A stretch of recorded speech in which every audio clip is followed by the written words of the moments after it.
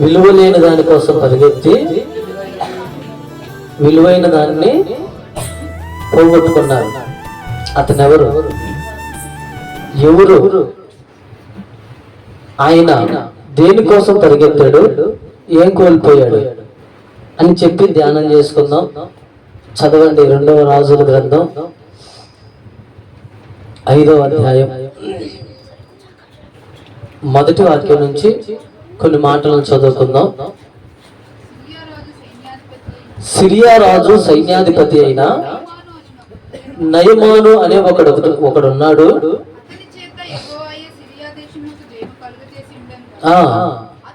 అతడు ఇదిగో మనుషుల యందు దయ పొందిన వాడయ్యాడు, గణపరచబడిన వాడు అయ్యాడు. గొప్ప శక్తివంతుడట అతను. కానీ అతడు కుష్టి రోగి. చాలండి, అందరు నాకు వెళ్ళి చూద్దాం. వాస్తవానికి అయితే మన సబ్జెక్ట్ ఇది కాదు. డైరెక్ట్ గా మీకు చెబితే అర్థం కాదని చెప్పి ముందు ఏం జరిగిందో చెప్తున్నాను, జాగ్రత్తగా ఆలోచించండి. సిరియా రాజు సైన్యాధిపతి, అతని పేరేం పేరు చెప్పాలి? ఏం పేరు చెప్పండి గట్టిగా, ఏం పేరు? నయమాను. నయమాను ఇతనికి దేవుడు తోడుగా ఉండడాన్ని బట్టట అతను ఎక్కడికి వెళ్తే అక్కడ జయాన్ని ఇచ్చాడట. అతడు తన యజమానులకి మనుషులందరికీ ఘనత నొందినవాడు, దయ పొందినవాడని రాయబడి ఉంది. అన్ని బాగుంటాయి, కానీ ఇతనికి లేనిది ఒకటి. అదేంటిదంటే ఆరోగ్యం. ఆ రోజుల్లో కుష్ఠరోగుల్ని, హల్లెలూయా, ఈయనేం చేశాడంటే ఆ రోజుల్లో కుష్ఠరోగులట ఊరి బయట ఒక ప్రాంతంలో వారు నుంచేవాడు. కానీ తను కొద్దిగా పరాక్రమశాలి, ఘనత నొందిన వాడు కనుక ఇతను ఇంట్లో ఉండి ఎన్నో రకాలైనటువంటి వైద్యాలు చేయించుకున్నవాడే. గాని ఎందుకంటే రాజు తర్వాత స్థానం ఇతనిది. సైన్యాధిపతి అంటే గొప్ప స్థానం. ప్రధానమంత్రి మనకి అట్టో, ఆ తర్వాత ప్రధానమంత్రి తర్వాత హోంమంత్రి అట్టో, అమిత్ షా అట్లాంటి స్థితిలో ఉన్నవారు. అయితే ఇతను ఖచ్చితంగా వైద్యం చేయించుకుంటున్నాడు. ఎక్కడికి వెళ్ళినా కానీ బాగుపడిన రోగం అది. సిరియా దేశంలో ఉన్నట చాలా మంది కుష్ఠరోగులు ఉన్నారట. సిరియా దేశంలో చాలా మంది కుష్ఠరోగులు ఉన్నారట. అయితే ఇతను యెరూషలేము మీదకి యుద్ధానికి వెళ్ళి ఒక రోజున ఒక చిన్నదాన్ని చెరపట్టుకొని తీసుకొని వచ్చారట. ఒక చిన్నది, ఈ చిన్నదాన్ని చెరపట్టుకొని తీసుకొని వచ్చారట. తీసుకుని వచ్చినప్పుడు ఈ చిన్నదానికి అర్థమైపోతుంది తన యజమానుడికి ఆరోగ్యం సరిలేదని, తన యజమానుడి పరిస్థితి బాగలేదని. తమ యజమానురాలకు చెప్పిందంట, అమ్మా అమ్మా మీరు నా మాట వింటే నేను మీకు ఒక సలహా ఇస్తానమ్మా. చెప్పమ్మా, ఫలానా దేశంలో దేవుని సేవకుడు, ఫలానా ప్రాంతంలో దేవుని సేవకుడు ఉన్నాడు, అతని దగ్గరికి వెళితే నా యజమానుడు ఖచ్చితంగా స్వస్థపడతాడమ్మా అని చెప్పింది. ఏమి తీసుకుని వెళ్ళి ఆయన కూదింది ఆ మాట. ఎవరు కూదింది చెప్పండి గట్టిగా? నయమాను కూదింది. ఇక ఆయన ఏం చేశాడంటే కొన్ని రకాలైనటువంటి ఒక్కసారైనా బాగుపడాలని ఆశ ఉంటుంది కనుక ఈయన కూడా కొన్ని రకాలైనటువంటి ఆభరణాలు, బంగారు, ఇంకా కావలసిన బహుమతులన్నీ తీసుకొని అతని దగ్గరికి వెళ్ళి ఒకవేళ బాగుపడితే అక్కడ ఇచ్చేద్దామని చెప్పి ప్రయాణమై వెళ్ళాడు. వెళ్ళినప్పుడు ఆ ప్రాంతంలో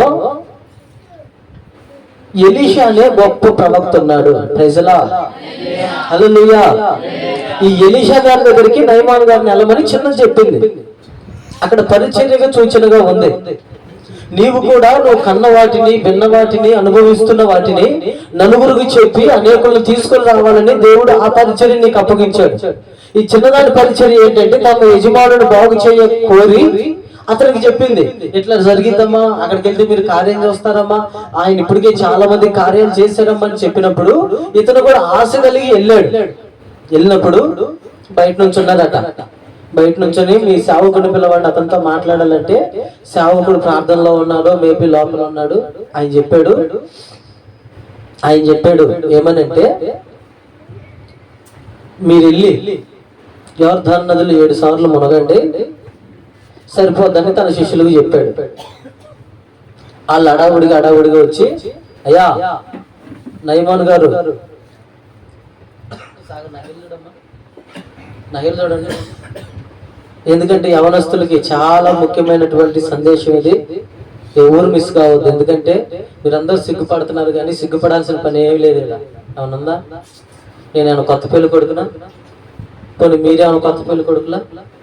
కాబట్టి అందరు నాకెళ్ళి చూద్దాం. దేవుడు మనల్ని అందరినీ గణపరచును గాక. ఆమేన్. హల్లెలూయా. అంటే కొంతమంది అనుకుంటున్నారు నాకు కాదులే ఈ వాక్యం అని. దేవుడు అంటాడు సేవకులతో సహా అందరికీ వాక్యం అని. Praise the Lord. మనుషుల ఆలోచనలు ఒకలాగా ఉంటాయి, దేవుని ఆలోచనలు ఒకలాగా ఉంటాయి. గడిచిన పోయిన ఆదివారం నుంచి ప్రార్థన చేస్తా ఉంటే దేవుడి వాక్యాన్ని తెలియపరుస్తున్నాడు. ఇది ఇప్పుడు ప్రిపేర్ చేసుకున్న వాక్యం కాదు, దేవుడు ప్రేరేపణలో మాత్రమే పొందేటటువంటి వాక్యం కనుక మీకెంతో నాకు కూడా అంతే. వాక్యం రెండంచులు కలిగిన ఖడ్గం. మిమ్మల్ని కత్తిరిస్తుంది, నన్ను కత్తిరిస్తుంది. నాలో వ్యతిరేకత ఉంటే నన్ను కత్తిరిస్తుంది, మీలో వ్యతిరేకత ఉంటే మిమ్మల్ని కత్తిరిస్తుంది. అందుకని దేవుడు చెప్పు మాటలు అందరం కూడా చెవిని పెట్టి ఆలోచించుదుము గాక. ఆమేన్. హల్లెలూయా. ఈ నయమాను గారి దగ్గరికి వచ్చి ఎలీషా గారి యొక్క సేవకులు చెప్పారు, మీరట వెళ్ళి యోర్దాను నదిలో 7 మార్లు మునగమన్నదట. ఆయన కొద్దిగా ఉన్నతమైన స్థానంలో ఉండేసరికి ఆయనకి కొంచెం కోపం వచ్చింది. ఏమన్నా తెలుసా?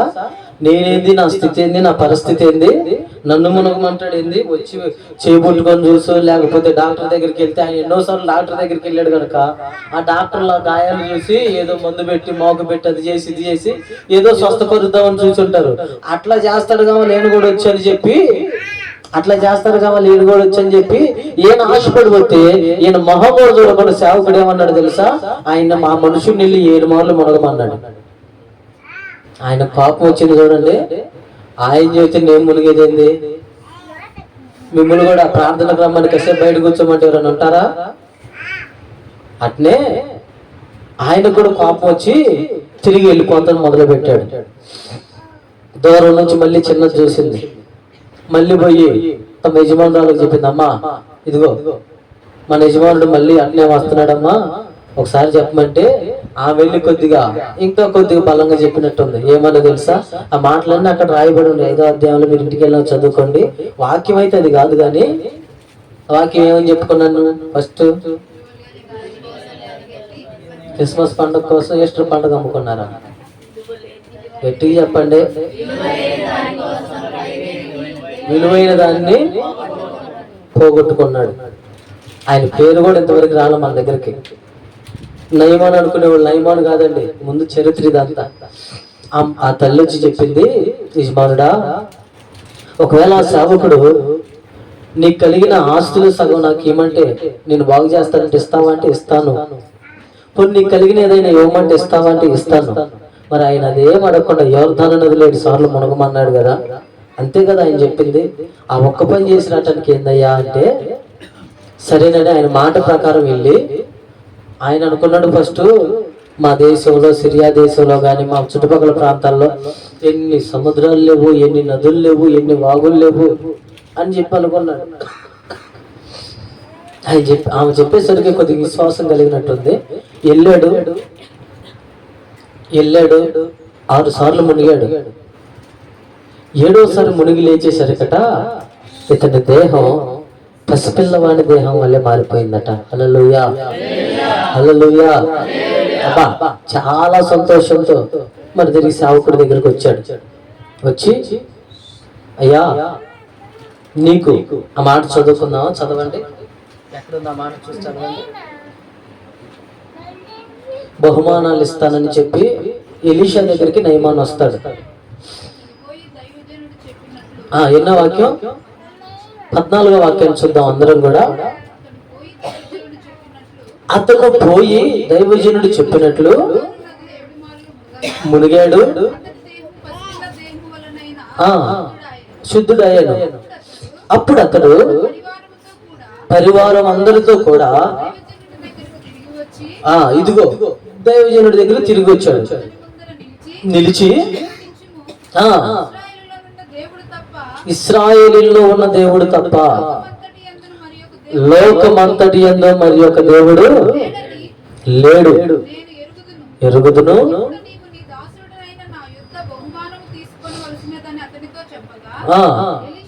ఎలీషా ఎవరి సన్నిధిని నేను నిలబడి ఉన్నానో ఆ జీవము తోడు నేనేమి తీసుకొనని చెప్పాను. ఇక అందరు నాకు వెళ్ళొద్దాం. ఎందుకంటే ఈ మాట చెప్పింది అక్కడ ఒక మర్మం ఉంది. అదేంటంటే ఆయన వచ్చాడు అడవుడు చేయడానికి. ఎందుకో తెలుసా? నన్ను ఎవరు బాగు చేయలేకపోయారయ్యా, నువ్వు బాగు చేసావు కనుక ఇదిగో నా దగ్గర ఏదైనా బహుమానం తీసుకో, నా దగ్గర చాలా ఉన్నాయి, ఆ బహుమానాలు ఏదైనా తీసుకోమని వస్తే ఆయన చెప్పాడు, రేపిచ్చాడా, నిన్ను స్వస్థపరిచింది ఎవరు?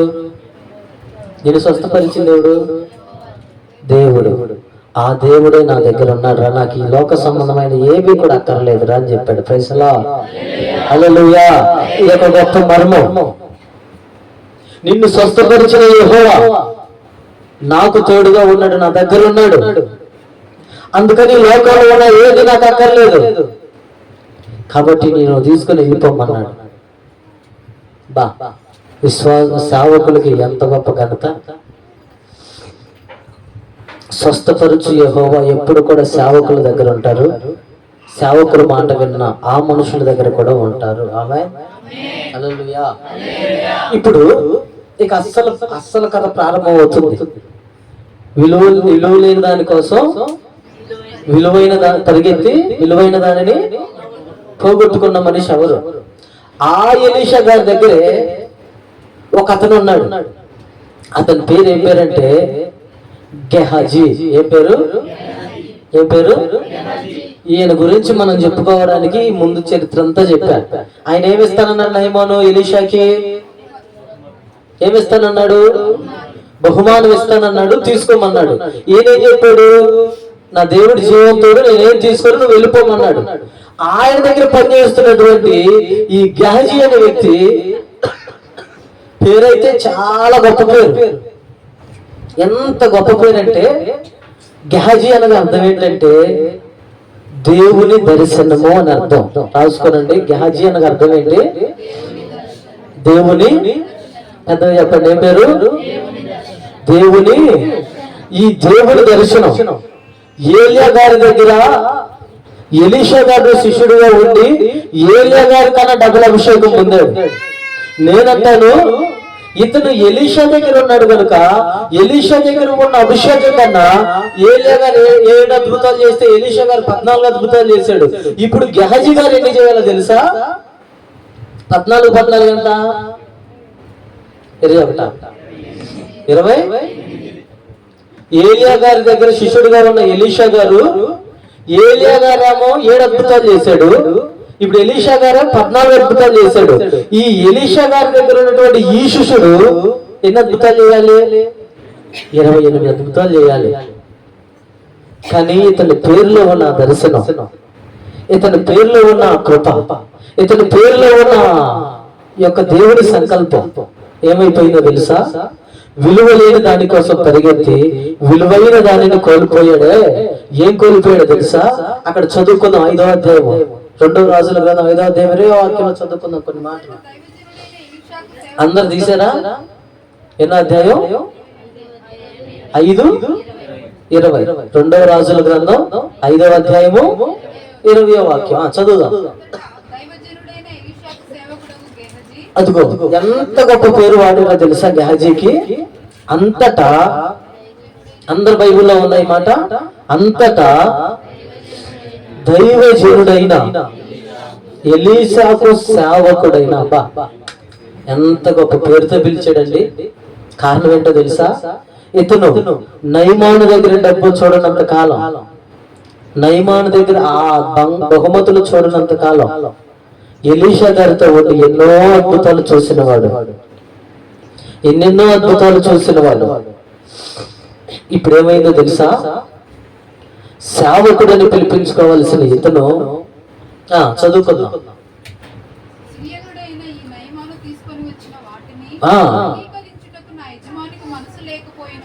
ఇదిగో మనసులో ఆలోచించుకుంటున్నాడు. మొదటి మాట ఏంటంటే, మీరు రాసుకోనండి, గెహాజీ కింద రాసుకోనండి. విలువ లేని దానికోసం పరిగెత్తి విలువైన దానిని ఎలా కోల్పోతారంటే, మొదటిగా ఆశ చూపిస్తాడు సైతానుడు. ఏం చేస్తాడు? చెప్పాలి గట్టిగా. ఏం చేస్తాడు? ఆశ పెడుతున్నాడు. మనసులో కలుగుతున్న ఆలోచన ఏంటో తెలుసా గెహాజీకి? ఇదిగో నా దాసుడు, నా సేవకుడు ఆయన తెచ్చిన బంగారం, ఆయన తెచ్చిన బహుమతులు తీసుకొని అంటాడేంటి అని ఒక ఆలోచన కలుగు చేస్తున్నాడు. ఈ సందర్భంగా నేను ఒక చిన్న సందర్భాన్ని మీకు చెప్తాను, మీరు జాగ్రత్తగా వినాలి. అదేంటంటే, తాడి చెట్టు తెలుసా తెలియదా? తాడి చెట్టు తెలుసుగా? పెద్ద గాలిలో వెళ్తుందంట. అందరు నాకు వెళ్ళి చూద్దాం, నేను చదవమన్నప్పుడే చదువుదురు. పెద్ద గాలిలో వెళ్తుందంట తాడి చెట్టు. ఆ పక్కన ఎక్కడో మర్రి విత్తనం ఒకటి పడిందంట.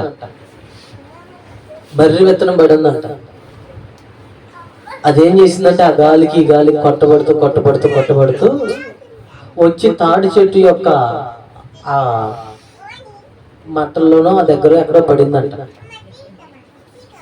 తాడి చెట్టు చూసిందంట, ఓయ్ ఏంది నువ్వు చేసేది, ఇక్కడికి ఎందుకు వచ్చావంటే, ఆ మర్రి విత్తనం అంటుందంట, అమ్మా నేను కొద్దిగా నిస్సహాయమైన స్థితిలో ఉన్నాను, ఈ గాలి వాని చేత కొట్టబడి ఏదో నీ సంతం చేయనమ్మా, నువ్వు తప్ప నన్ను ఆశ్రయించే వాళ్ళు ఎవరున్నారమ్మా, కొద్దిగా చూడమ్మా అని చెప్పి బతిలాడుకుంటే, ఈ పోటుండి రేపు పొద్దునే వెళ్ళిపోతానమ్మా అని చెప్పిందంట మర్రి విత్తనం. ఈ తాడి చెట్టు ఏమనుకుందో తెలుసా, సర్లే పాని ఎట్టొకటి నన్ను పొగిడింది కదా, నా మాట విందాం, చెల్లి తల్లిలో చెప్దాం, హల్లెలూయా, ఎట్టొకట పాని నన్ను పొగిడిందిలేని, సరే రేపు పొద్దునే వెళ్ళాలి, రేపు పొద్దునే వెళ్ళిపోతానమ్మా. ఓకే, ఒకరోజు అయిపోయింది. తెల్లారి చూసింది తాడి చెట్టు, ఏంది ఇంకా నువ్వు ఉండవు, నువ్వు వెళ్ళలేదేంది? అమ్మా నిన్నటి దాకా గాలి వాని చేత కొట్టబడ్డాగా కొద్దిగా ఒళ్ళంతా నొప్పులు ఉంది, నేను ఇప్పుడు పోలేనమ్మా, రేపు పొద్దున్నే వెళ్తా. నీవు తప్ప నాకు ఎవరు ఉన్నారమ్మా, అసలు చెట్లలో నీ అంత మంచి చెట్టు ఏదుందమ్మా అని చెప్పి మళ్ళీ కొద్దిగా వేసేసేసరికి మళ్ళీ ఏమైపోయింది తెలుసా, పొంగిపోయి ఆ సరేలే రేపు పొద్దున్నెళ్ళు అని చెప్పి ఇంచుమించు 2-3 రోజులు గడిచింది. చిన్నగా మర్రి చెప్తున్న మొలకొచ్చిందంట. మొలకొస్తే తాడి చెట్టు అనండి, వేది ఏడకుండా పొమ్మంటే పోకుండా ఏంది మళ్ళీ మొలకొచ్చావంటే, అసలే నేను నిండు చూడాలమ్మా, ఇప్పుడే మొలకొచ్చిందమ్మా, నువ్వు తప్ప నన్ను ఎవరు అర్థం చేసుకుంటారమ్మా, రేపు పొద్దున్న వెళ్తానని చెప్పి కొన్నాళ్ళు అట్నే కాలక్షేపం చేస్తా ఉందంట. తర్వాత కొన్ని రోజుల తర్వాత మనలాంటి వాళ్ళు ఒకలా జరగకుండా పోతా ఉంటే వాళ్ళు అంటారంట, ఎవరికి ఇక్కడ తాడి చెట్టు ఉండాలి అదేది అన్నారంట. మీకు అర్థమైందా నా మాటలో? ఈ మర్రి చెట్టు ఏం చేసిందంటే చిన్న చిన్నగా పెరిగి తాడి చెట్టుని కమ్మేసిందంట. ఎందుకంటే ఈ మాటలు మీతో చెబుతుంది, ఒక మనుషుని ఆలోచన ఎంత ప్రభావితం కలిగిందంటే, మర్రి విత్తనం ఎంత ప్రభావితం కలిగింది. నిన్నుగా కనబడలేదు.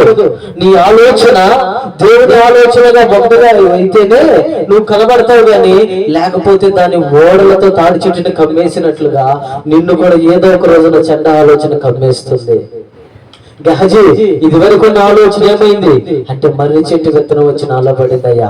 తాడి చెట్టుని ఏ విధంగా అయితే కమ్మేసిందో, ఇప్పుడు మర్రి విత్తనం కూడా ఏమైపోయిందో తెలుసా? గహజీ ఆలోచన ఏమైపోయిందో తెలుసా? నా యజమానుడికి అయ్యొద్దు, నాకు కావాలి, నా యజమానుడికి అయ్యొద్దు, నాకు కావాలని ఒక కోరిక, ఆలోచన. నీ ఆలోచన కూడా. అందుకే భక్తుడు అంటాడు కీర్తనల గ్రంథం 19వ వాక్యంలో, కీర్తనల గ్రంథం 19వ వాక్యం, నా ఆశ్రయ దుర్గమా, నా విమోచకుడా, నా నోటి మాటలు. ఇది ఈ మాట మీరు అండర్లైన్ చేసుకోనండి. నా నోటి మాటలు, నా హృదయ ధ్యానములు నీ దృష్టికి అంగీకారములగునుగాక. హల్లెలూయా. భక్తుడు కీర్తనకారుడు ఒక్కగే చెప్పలేదండి, హృదయము చాలా భయంకరమైనది, ఘోరవాది కలిగింది, అందులో నుంచి ఎప్పుడు ఏం పుడితే తెలియదు, ఎప్పటి నుంచి అప్పటికప్పుడు ఏం ఉద్భవిస్తాయో తెలియదు. అందుకని దేవుడి దగ్గర ఉండవలసిన గహజీ ఇప్పుడు ఆశ మల్లుతుంది. ఎందుకయ్యా గహజీ నీకు ఆశ మల్లుతుందంటే, నా ఆలోచన సరిలేదు. మనం అనుకోవచ్చు, నాకెళ్ళి చూద్దాం, మనం అనుకోవచ్చు ఈ ఒక్కసారే కదా, ఈ ఒక్క తప్పే కదా, ఈ ఒక్క సొమ్మే కదా, ఈ నైమాని దగ్గర తప్పే కదా అని చెప్పి గహజీ ఆశపడినట్లుగా ఏదో ఒక రోజున దేవుడి చేత నువ్వు ఏర్పాటు చేయబడిన నీ ఆలోచన, నీ హృదయ ధ్యానములు నీ హృదయ ధ్యానములు పక్కకు మళ్ళిన రోజున మర్రి విత్తనం వచ్చి నిలవపడింది. ఒకరోజు ఒక రోజే కదా, 2 రోజులు 2 రోజులే కదా, 3 రోజులు 3 రోజులే కదా, అట్ట పెరిగిపోయి ఏదో ఒక రోజు మనం వాడు బాతటి ఇదివరకు వీడు బాగుండా, ఇప్పుడు ఏమైంది వీడికి అనే విధంగా మన ఆలోచనలు తయారవుతాయి. నిన్ను కనపడేది విశ్వాస జీవితంలో నిన్ను కనపడేదు, నీ ఆలోచనలే కనపడతాయి, నీ ఆలోచనలే కనపడతాయి, నువ్వు చేసిన పనులే కనపడతాయి. గెహజీ గారు కూడా మొట్టమొదటిగా లోబడిపోయాడు, ఆలోచన చేత బంధించబడ్డాడు. విలువ లేని వాటి కోసం విలువైన దాన్ని కోల్పోవడానికి కారణం ఏంటో తెలుసా? మనుషుని ఆలోచన, నీ ఆలోచన. అందుకే భక్తుడు అంటాడు, నా హృదయ ధ్యానములు నీ దృష్టికి అంగీకారంగా ఉండాలయ్యా. గెహజీ నీ ఆలోచన ఎట్లా ఉందంటే నయమాను దృష్టికి అంగీకారంగా ఉంటుంది. సర్వశక్తి కలిగిన దేవుడే నాకు తోడున్నాడనేమో ఎలీషా గారు చెబుతుంటే, నా యజమానుడు ఉద్దనదాన్ని నేను సంపాదించుకోవాలని చెప్పి గెహజీ గారు చూస్తున్నారు. ఆలోచన ఎలీషా గారి ఆలోచన ఎలా ఉంది, గెహజీ ఆలోచన ఎలా ఉంది? ఆలోచించిన ప్రియ దేవుని బిడ్డలారా, ఈ రోజున నీ ఆలోచన ఎలా ఉంది? దేవుడి ఆలోచన ఎలా ఉంది? దేవుడి ఆలోచనకి నువ్వు తావిస్తున్నావా, లేదా నీ సొంత ఆలోచన చేత నడిపించబడుతున్నావా? సొంత ఆలోచన ఎప్పటికైనా విఫలమైపోతుంది. దేవుడి ఆలోచన మన జీవితాల్లో స్థిరపడును గాక. దేవుడి ఆలోచన చేత మనం నడిపించబడుతుము గాక. హల్లెలూయా. దేవుడి ఆలోచన మనల్ని పరిపక్వతలోకి నడిపించును గాక. ఆయన ఆలోచన చేత మన హృదయం స్థిరపరచబడును గాక. మన హృదయ ధ్యానములు ఆయనకి అంగీకరించబడిన పాత్రలుగా నిలుచును గాక. ఆమేన్. హల్లెలూయా. పరిగెత్తి కోల్పోయే మనిషి ఎలా ఉంటాడంటే మొదటగా ఆశ పడతాడు. ఏం చేస్తాడు? ఆలోచిస్తాడు. మొదటిగా ఏం చేస్తాడు? ఇప్పుడు రెండవదిగా చదువుకుందాం అక్కడే.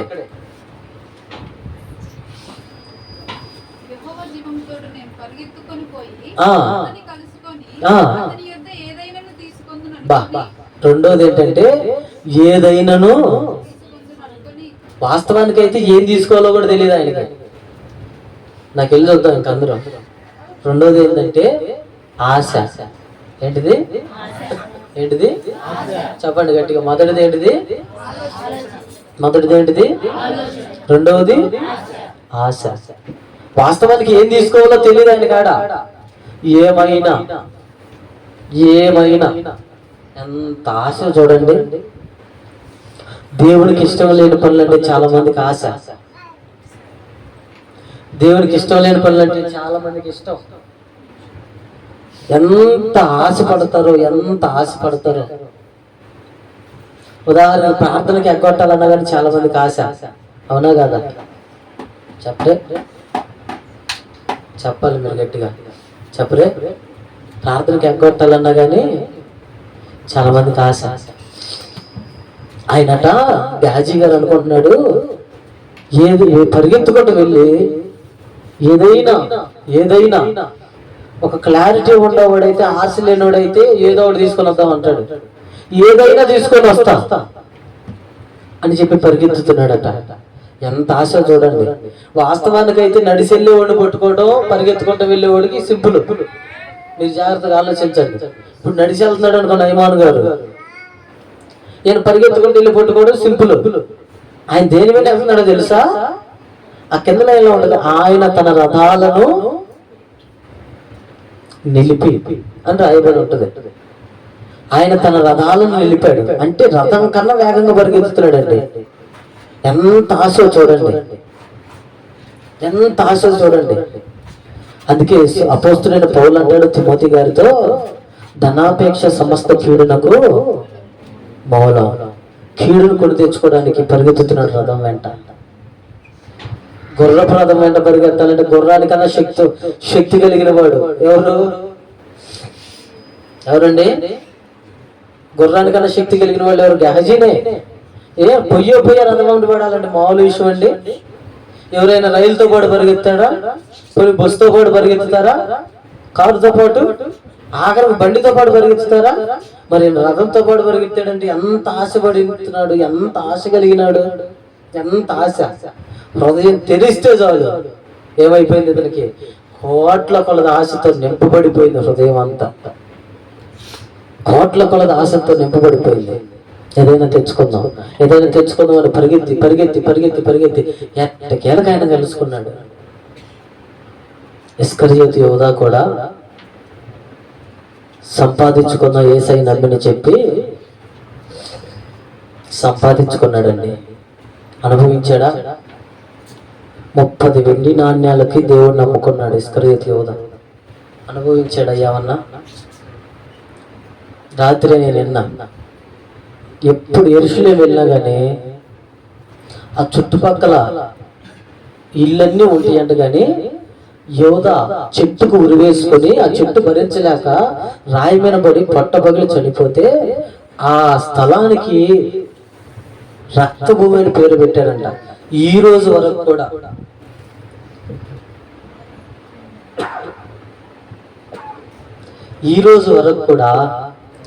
ఆ చుట్టుపక్కల అంతా కూడా ఇల్లు కట్టుకున్నదంట, కానీ ఈ రోజు కూడా ఆ రక్తభూమిలో ఏ మనుషుడు కూడా ఇల్లు కట్టుకోలేదంట ఇంతవరకు.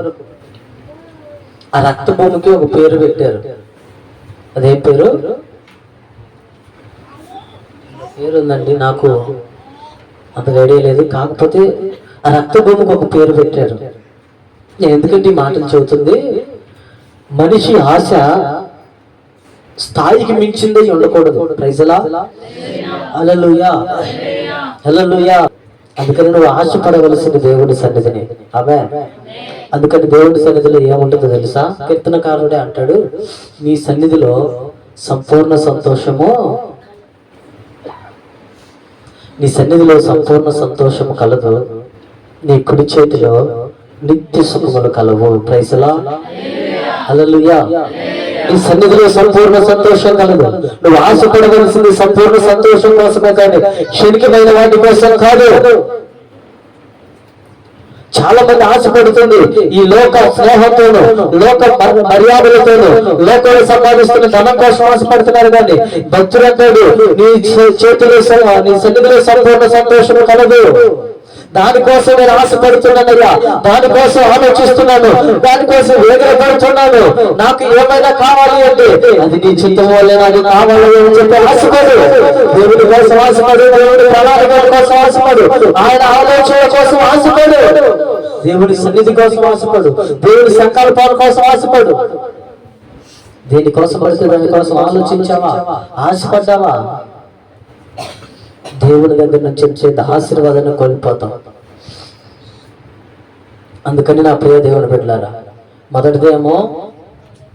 మొదటిదేమో గెహజీ ఆలోచన, రెండోదేమో గెహజీ ఆశ, మూడవదిగా అక్కడ ఆయనట చెప్పాడట, అయ్యా ఎఫ్రాయిం మన్యం నుంచి 2 యవనస్తులు వచ్చారయ్యా మా సేవకుడి దగ్గరికి. నాకు మీరు ఇస్తానికి తీసుకోలేదు కదా నయమాను గారు, ఇప్పుడేమో నన్ను పంపించాడు.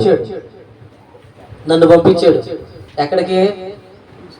నువ్వు వెళ్ళి ఆయన దగ్గర ఏదైనా తీసుకొని రమ్మని నన్ను పంపించాడు అని చెప్పి ఆయన దగ్గరికి వెళ్తే ఆయన ఏం చేశాడో తెలుసా?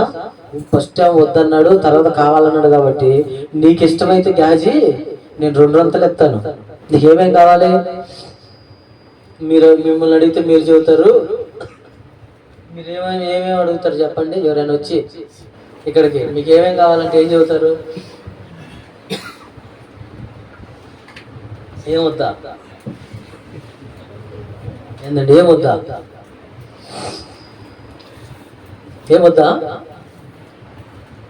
యేసు నామములో ఈ ఆశ మనతో స్థిరపడును గాక. నా ప్రియ దేవుని బిడ్డలారా, 2 ఇస్తాను అని చెప్పి 2 పనోళ్ళని 3 పనోళ్ళని తీసుకొని వచ్చి ఆ యొక్క గెహజీ గారు 2 పనోళ్ళు మోసుకొని వెళ్ళి గెహజీ వాళ్ళ ఇంటి దగ్గరికి వెళ్ళారట. వెళ్ళిన తర్వాత మీరు ఇక్కడ ఆగండి అని చెప్పి ఆ తెచ్చిన బహుమానాన్ని తీసుకొని తన ఇంట్లో పెట్టుకొని మరి తిరిగి ఏమీ తెలియనిలాగా ఎలీషా దగ్గరికి వచ్చి నిలబడ్డాడు గెహజీ. తర్వాత చదువుకుందాం. మూడోది ఏంటంటే, ఇప్పుడు ఎలీషా గారు ఒక మాట అడుగుతున్నాడు అతన్ని. ఎలీషా గారు ఒక మాట అడుగుతున్నారు. ఆ మాట చదువుకుందాం. అతడు లోపలికి పోయి నిలువగా ఎలీషా వాణిని చూచి, గెహజీ, నీవు ఎక్కడి నుండి వచ్చితివి అని అడిగినందుకు వాడు మొదటే సంపాదించాడంటే, మొట్టమొదటికి ఏం సంపాదించాడు 20వ వాక్యంలో? సేవకుడైన గెహజీ. ఇప్పుడు ఏం సంపాదించినాడు? వాడనే మాట సంబోధిస్తున్నాడు. నీ దాసుడనైన నేను ఎచ్చటికి పోలేదు.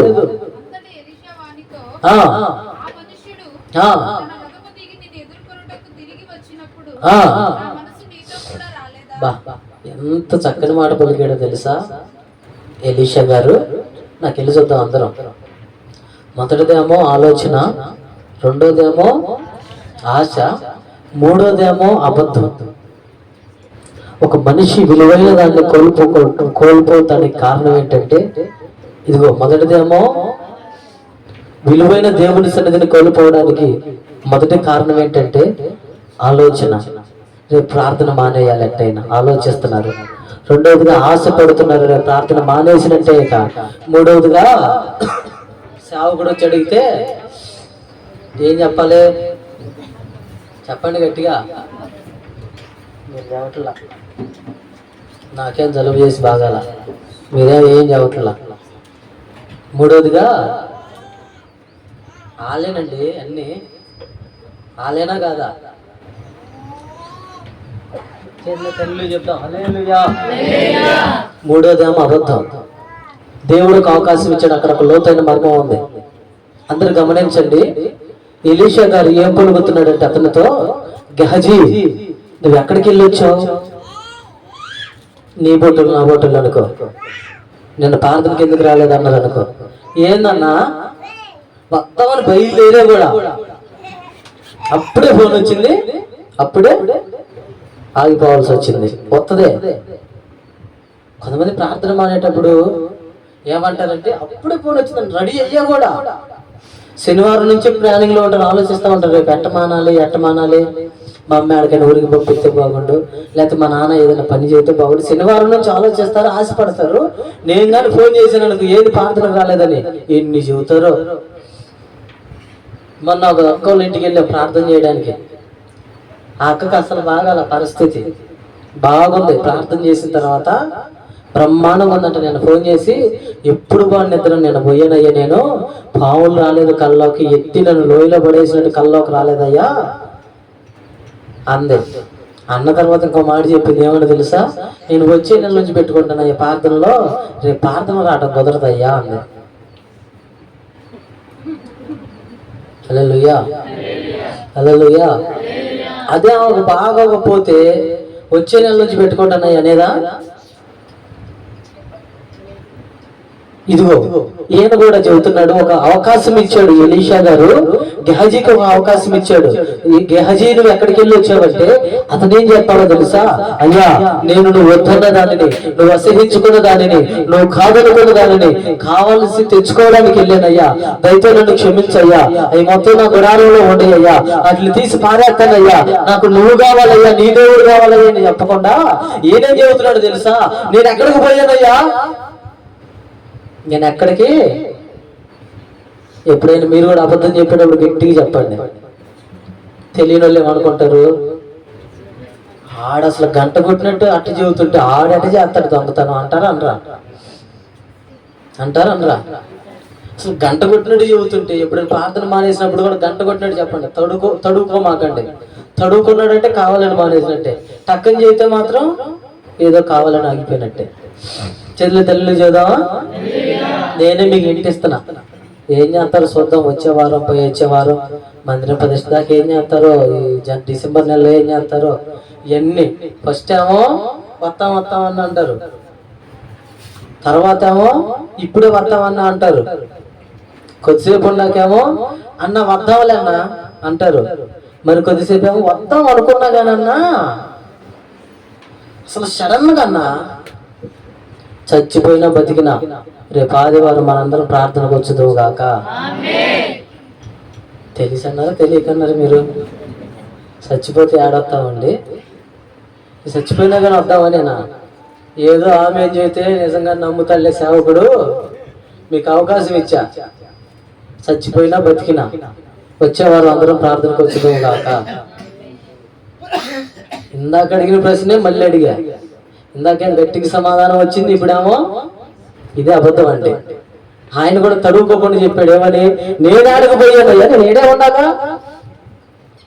అప్పుడు దైవజనుడు అంటాడు, నువ్వు రథం దిగి ఆ మనుషుడు నీకు ఎదురు రావట.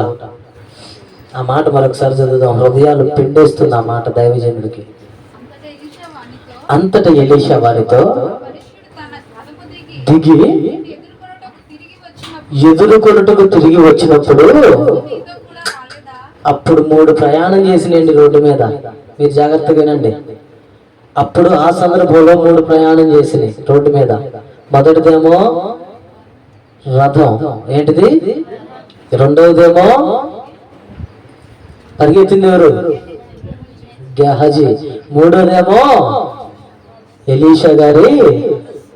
చూడండి నిజంగా దేవుని శక్తి ఎంత ప్రభావితం కలిగిందో చూడండి. అందరూ అనుకుంటారు నేను చేసేది ఎవరు చూడట్లేదు అని చెప్పి. దేవుడు అంటాడు, నా మనస్సు నీతో కూడా నిన్నంటాడు. ఆ రోజున గెహజీని ఎలీషా అన్నట్టుగా దేవుడు నిన్నంటాడు. నువ్వు చెప్పిన మాట చెప్పినట్టు జరిగించే వ్యక్తిగా నువ్వు మార్చకూడదు గాక. ఆమేన్, హల్లెలూయా. మందిరంలో ఏదైనా పని చేస్తానన్నావా, ఆ పని చేసే వరకు నీకు జనమైన, రోగమైన, రుగ్మతైన, కాసేపట్లో చనిపోయే విధానమైన నీకు దేవుడు తప్ప ఏది కూడా ఎక్కువ ఇవ్వకూడదు. మందిరంలో పని చేయాలంటే కొంతమందికి సిగ్గు. మందిరం పని చేయాలంటే నువ్వు కట్టుకుంటున్న ఇల్లేమో నువ్వు ప్రతిరోజు ఊడ్చుకుంటున్నావు, ప్రతిరోజు నీ ఇంటిని శుభ్రపరుచుకుంటున్నావే. దేవుడి ఇల్లు అంటే అంత చులకనైపోయిందా నీకు? దేవుడి ఇంట్లో పని చేయాలంటే ఒక వరం కావాలి, ఒక అదృష్టం కావాలి. దేవుడి ఇల్లు ఓడవాలన్నా, దేవుడి సన్నిధిలో అడుగు పెట్టాలన్నా, దేవుడి సన్నిధిలో పాట పాడాలన్నా, మంచి నీళ్లు తాగాలన్నా, దేవుడి సన్నిధిలో నువ్వు కూర్చోవాలన్నా, పడుకోవాలన్నా, నుంచోవాలన్నా ఒక వరం కావాలి. ఆ వరం లేక గెహజీ పారిపోతున్నాడు, ఆ అదృష్టం లేక గెహజీ పారిపోతున్నాడు. పారిపోయేదాకా మళ్ళీ అబద్ధం చెబుతున్నాడు, నేను ఎక్కడికి వెళ్ళినా ఎక్కడే ఉన్నాను. 3 పరిగెత్తుతున్నాయి రోడ్ల మీద. డబ్బును వెంబడించే మనిషి ఎలీషా మనస్సు. ఎలీషా మనస్సు అనగా దేవుని శక్తి నీ వెంట పరిగెత్తుతుంది. నువ్వు దేవుని శక్తి వైపు పరిగెత్తావా, ఖచ్చితంగా దేవుడు నువ్వు ఒకేలాగా ఉంటారు భూమి మీద. డబ్బు కోసం పరిగెత్తుతున్నావా, డబ్బు ఏదో ఒక రోజు నిన్ను నాశనం చేస్తుంది. డబ్బు ఏదో ఒక రోజు నిన్ను నాశనం చేస్తుంది. ఏదైనా పని చేద్దామంటే ఆదివారమే పని. ఆదివారమే ఎక్కువ డబ్బులు ఇస్తారు. ఆదివారమే ఇట్లా నిన్ను మైమరిపిస్తుంది. వద్దు, నీకు దేవుడు తప్ప ఏది ఎక్కువగా ఉండకుండునుగాక. కుటుంబమైన ఉండకుండునుగాక, భార్య భర్తలైన ఉండకుండునుగాక. దేవునికి తప్ప నీ హృదయములో మరి ఎవరికి ఎక్కువ స్థానం ఉండకుండునుగాక. నా హృదయంలో దేవుడికి తప్ప మరి ఎవరికి ఎక్కువ స్థానం ఉండకుండునుగాక. ఆమేన్. ఈ బంధాలు, బంధుత్వాలన్నీ భూమిని విడిచిన తర్వాత దేవుడి తోడు తప్ప మనిషికి ఎవరి తోడు రాదు. నువ్వేం చేయాలో తెలుసా? దేవుడి సన్నిధిలో రేపు 30వ తారీఖు వస్తుంది కదా, ఫలాన్ని చేస్తాను అనుకున్నావు అనుకో, నేను తర్వాత మీకు ఏం చేయాలో చెబుతాను. మీరు ఆ రోజు ఫుల్ జ్వరంలో ఉండే, ఎందుకంటే జ్వరాల సీజన్ కాబట్టి చెబుతున్నా, ఫుల్ జ్వరంలో ఉండా నేను ఇప్పుడు రాలేను అనమాకండి, వచ్చి మందిరంలో పడుకోండి. ఏది చేయమంటే అది చేయాలి, ఎందుకంటే దేవుడు మహిమకరంగా జరిగించబోతున్నాం మందిర ప్రతిష్ట.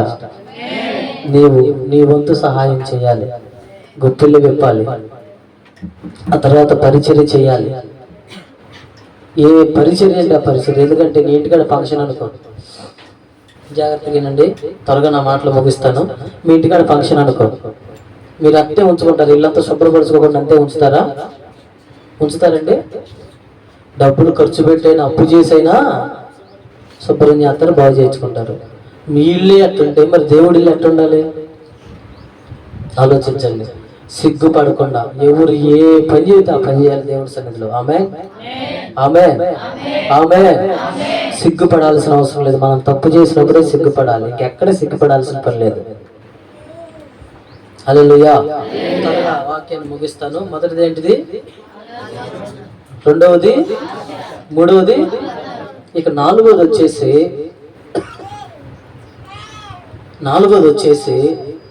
చదువుకుందాం. అక్కడే చదవండి. తోటలను, ద్రాక్ష తోటలను సంపాదించుకొనుటకు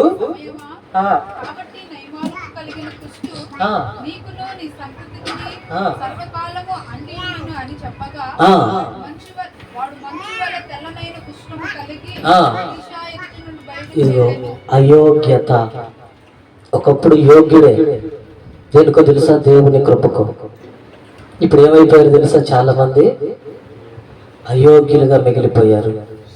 మన సంఘంలోనే చూస్తే చాలా మంది వచ్చి ఆగిపోయారు. అప్పుడు యోగ్యులుగా మార్చబడ్డారు. స్వస్థపడిన తర్వాత, కార్యాలు జరిగిన తర్వాత ఎవరు రావట్లేదు. అయోగ్యత. అయోగ్యులుగా మనం ఉండకూడదు. అయోగ్యులుగా మనం ఉండకూడదు. ఏదో ఒక రోజు దేవుడి సన్నిధిలో నుంచి దేవుడి కోపం మన దగ్గరికి దిగి వచ్చి మనల్ని దేవుడి సన్నిధిలో నుంచి వెళ్ళగొట్టుగా ముడిపోయి మనం యోగ్యులుగా మార్చబడాలి. ఆమేన్, హల్లెలూయా, హల్లెలూయా. దేవుడు చాలా రోజుల నుంచి చూస్తూనే ఉన్నాడు మనల్ని. ఇప్పటికి మనం యోగ్యులు. ముందున్న రోజుల్లో యోగ్యులుగానే ఉండాలి. ఆమేన్. ఆ ముందున్న రోజుల్లో యోగ్యులుగానే ఉండాలి. హల్లెలూయా. ఆ ముందున్న రోజుల్లో యోగ్యులుగానే ఉండాలి. కానీ గహజీవులు అయోగ్యులుగా ఉండకూడదుగాక. ఏం జరిగిందో తెలుసా? తెల్లని కుష్ఠం వచ్చి ఎలీషా దగ్గర నుంచి వెళ్ళిపోయాడు అంటున్నాం. గొప్ప మాట చెప్పి నేను ముగిస్తాను. అదేంటంటే సిరియా దేశంలో చాలా మంది కుష్ఠరోగులు ఉన్నారంట. ఎవరు స్వస్థపరచబడలేదు, కానీ నయమోను ఒక్కడే స్వస్థపరచబడ్డాడు. హల్లెలూయా. ఇతడు దానికి యోగ్యుడు. ఆమేన్. స్వస్థతకు యోగ్యుడతను. హల్లెలూయా. కానీ గహజీ మాత్రం లోకాశలకు యోగ్యుడు కాదు. లోక సంబంధమైన వాటిని సంపాదించుకోవడానికి యోగ్యుడు కాదు. సోమవారం నుంచి శనివారం పని చేసుకో, అయ్యి సంపాదించుకో. ఆదివారం మాత్రం దేవుడి సమయం కనుక దేవుడి సన్నిధికి రావాలి. అందుకని యోగ్యుడివి. యోగ్యమైన దాన్ని కోల్పోతూ ఎంతకాలం బ్రతుకుతాం? లేదు. అందరూ ఒక తీర్మానానికి వద్దాం, మోకరించుకుందాం, చిన్న ప్రార్థన చేసుకుందాం. ఒక తీర్మానానికి రా. నేను యోగ్యుడిగా ఉండాలయ్యా, నా కుటుంబం యోగ్యురాలుగా ఉండాలయ్యా, ఇదిగో నేను నీ సన్నిధిలో గడపాలయ్యా.